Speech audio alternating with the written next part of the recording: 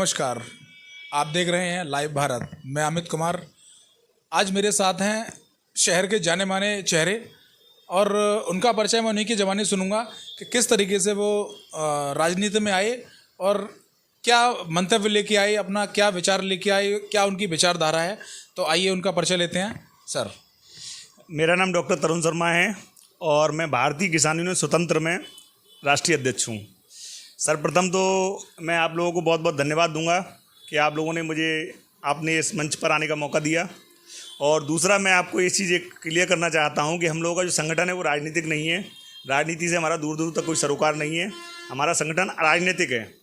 हम लोग गरीब, किसान और मजदूर की लड़ाई करते हैं। जिस गरीब की सुनवाई आपके थानों में, तहसील में और कहीं पर नहीं होती, वो गरीब हमारे पास पहुंचता है और हम उसके मुद्दों को उठाते हैं। गरीब से, आपके मजदूर से, और जो भी हमारे सामाजिक मुद्दे हैं उनको हमारा किसान यूनियन संगठन जो भारतीय किसान स्वतंत्र है उठाने का कार्य करता है। जी, आपने जैसे कि बताया कि आपका राजनीति से दूर दूर का कोई वास्ता नहीं है, लेकिन विचारधारा कुछ तो राजनीति से ओतप्रोत है, कुछ तो उससे संबंध रखती है और राजनीति में कुछ तो हद से आपको करना ही पड़ेगा। तभी आप भी जानते हैं कि तभी आपके भी जो आपके मुद्दे हैं, जो आपकी समस्याएं हैं और जो भी आप चाहते हैं वो तभी पूरे हो पाएंगे। क्या इस बात से आप सहमत हैं? हम आपकी बात से सहमत हैं, लेकिन इस विचारधारा पे हमारा संयुक्त मोर्चा की मीटिंग हुई है, कार्य चल रहा है। हमारी जो माननीय प्रधानमंत्री जी हैं, माननीय मोदी जी से हम लोगों ने मांग रखी थी कि किसान आयोग का गठन किया जाए, एमएसपी पे गारंटी कानून लागू किया जाए, क्योंकि किसान एमआरपी नहीं मांग रहा। हम लोग सिर्फ मिनिमम सपोर्ट प्राइस मांग रहे हैं कि हम लोग जो फसल उगाते हैं उसका हमें लागत मूल्य मिल जाए। कम से कम लागत मूल्य तो मिल जाए, जिससे कि हम अपने बच्चों की पढ़ाई लिखाई करा सकें, अपनी बच्चियों की शादी करा सकें, उनका भविष्य उज्ज्वल कर सकें। लेकिन जब मजबूरी बस हम लोगों को एमएसपी कानून, जो गारंटी कानून भी अगर सरकार लागू नहीं करती है, किसान आयोग का गठन नहीं करती है, तो हमारी मजबूरी होगी। संयुक्त मोर्चा की मीटिंग के द्वारा हम लोग राजनीति में उतरेंगे और इस पर गहन विचार चल रहा है। और इस पर आपने देखा भी होगा कि हमारे भारतीय किसान भानु के जो राष्ट्रीय अध्यक्ष जी हैं, उन्होंने किसान शक्ति के नाम से एक लॉन्च भी कर दिया है और उसमें भी उन्होंने वही मुद्दा रखा है कि अगर किसान आयोग का गठन नहीं होता है तो अगली बार 2024 में इलेक्शन किसान लड़ेंगे। जय जवान, जय किसान, भारतीय किसान जिंदाबाद। जैसा कि आपने बताया कि अगर गठन नहीं होता है तो आपकी क्या रणनीति होगी, आप क्या करेंगे, आप लोग क्या करेंगे, आपका संगठन क्या करेगा? ऐसा है, हमारा भैया भारतीय किसान स्वतंत्र जो संगठन है वो अकेला पूरे उत्तर प्रदेश और भारतवर्ष में कार्य नहीं कर रहा है, कि भारतवर्ष में पूरे में कई संगठन कार्य कर रहे हैं। लगभग 3000 से ऊपर संगठन कार्य कर रहे हैं, जिसमें लगभग 300 से 350 संगठन बहुत सक्रिय तरीके से कार्य कर रहे हैं और बढ़िया किसान, गरीब और मजदूर की आवाज़ उठाने का कार्य कर रहे हैं। तो सभी संगठनों को मिलाकर के हम लोग जो संयुक्त मोर्चा बनाया है, संयुक्त मोर्चा में हमारी यूनियन भी शामिल है। तो उसमें जो भी पदाधिकारी निर्णय लेंगे, सभी लोग मिलकर के जो भी निर्णय लेंगे, सर्वसहमति से निर्णय लिया जाएगा।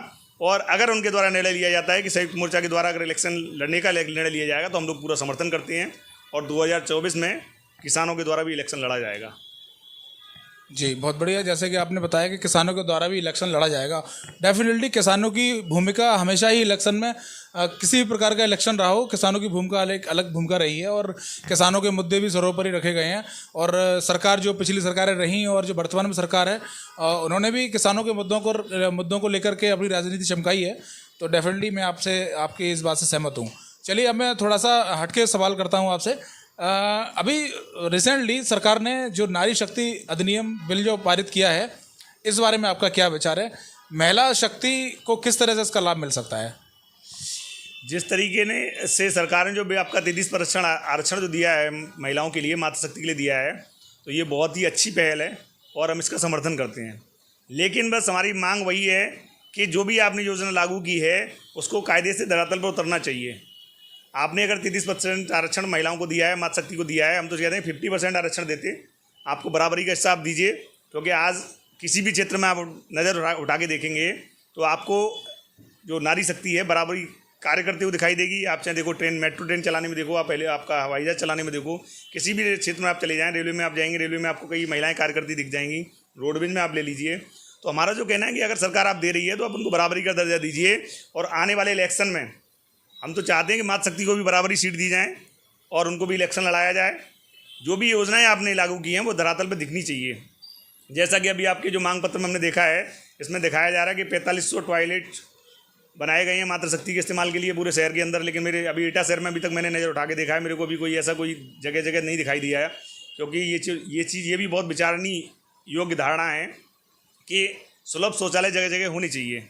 क्योंकि जहाँ भी रोड पे आप निकल के जा रहे हैं, कहीं भी रास्ते में अगर इस तरह की व्यवस्था नहीं है तो ये बहुत ही दयनीय स्थिति है।